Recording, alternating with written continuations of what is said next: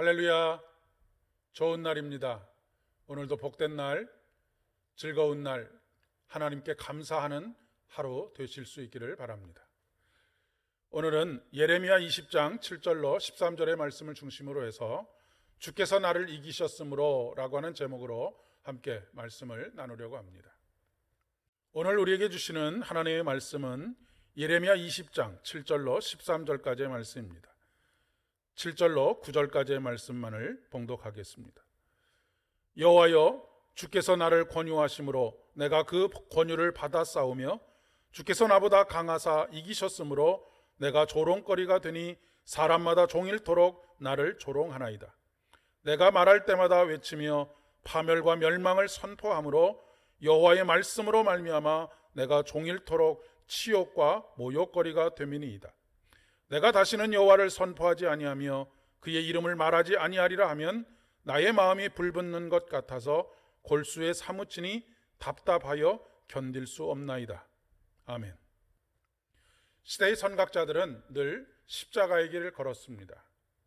시대적인 상황에 적응하여 일신의 편안을 도모하기보다는 먼저 하나님의 뜻을 깨닫고 이 시대를 향해 말씀하시는 하나님의 말씀을 선포했습니다. 그래서 그들은 늘 외로운 길을 걸어갈 수밖에 없었습니다. 그러나 빌라도와 같이 자신의 삶의 유분리만을 따져 그것이 진실이 아님에도 불구하고 눈 감아 버리고 거기에 타협하며 그렇게 살아가는 그런 삶을 선택하는 사람들도 있습니다. 그런 사람들은 사람들에게 인기를 얻습니다. 대중들이 원하는 바를 꿰뚫어 보고 가려운 부분을 긁어주기 때문에 그렇습니다. 대부분의 인생들은 후자를 선택합니다.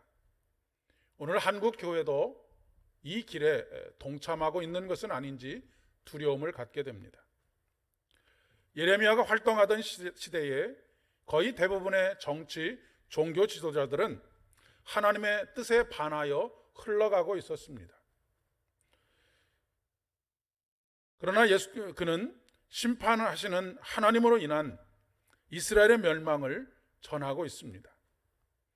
하나님께서 이스라엘을 멸망시키는 도구로 사용하시는 바벨론의 침략을 받아들이라고 선언하고 있습니다.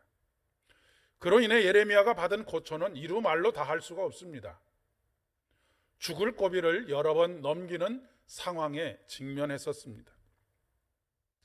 당연히 매국노로 몰리지 않았겠습니까? 어떻게든 나라를 유지하는 것에 모든 관심들이 쏠려 있는데 하나님의 심판을 선포하고 바벨론의 침공으로 인한 멸망과 포로 생활을 받아들이라고 예언을 하고 있기 때문에 그렇습니다. 그는 조롱거리가 되었습니다. 이런 상황이 거듭되자 예레미야도 인간인지라 그냥 입 다물고 있고 싶지 않았을까 싶습니다. 최소한 가만히 있으면 조롱과 탄압은 당하지 않을 수 있겠기 때문입니다. 예레미야는 아마 이 문제로 인해서 하나님과 씨름을 했던 것 같습니다. 하나님, 왜 저입니까? 제가 지금 당하는 꼴을 보고 계시지 않습니까? 이제는 더는 못하겠습니다. 더 이상 나에게 종용하지 마십시오 라고 항변했을지도 모르겠습니다. 하나님께 애원하기도 하고 하나님을 협박하기도 했었을 것입니다. 내가 다시는 여호와를 선포하지 아니하며 그의 이름으로 말하지 아니하리라 결심하고 입을 봉하는 행동으로 옮기기도 했습니다. 그러나 그는 결국 하나님께 손을 들고 말았습니다. 슬프고 안타까운 눈으로 세상을 바라보고 계시는 하나님을 바라보며 하나님께서 전하라고 하시는 말씀을 전하지 않겠다고 결심하면 결심할수록 마음이 불붙는 것 같고 골수가 사무쳐서 답답하고 견딜 수가 없었기 때문입니다. 이렇게까지 해야 합니까? 항변하고 싶었던 예레미야는 이스라엘의 멸망과 바벨론의 포로가 이스라엘의 미래를 위한 최선의 선택인 것을 인정하지 않을 수가 없었습니다. 우리는 대부분 하나님을 이기려고 합니다. 하나님을 이해시키고 어떻게든 하나님을 설득해서 내가 원하는 것을 얻으려고 합니다.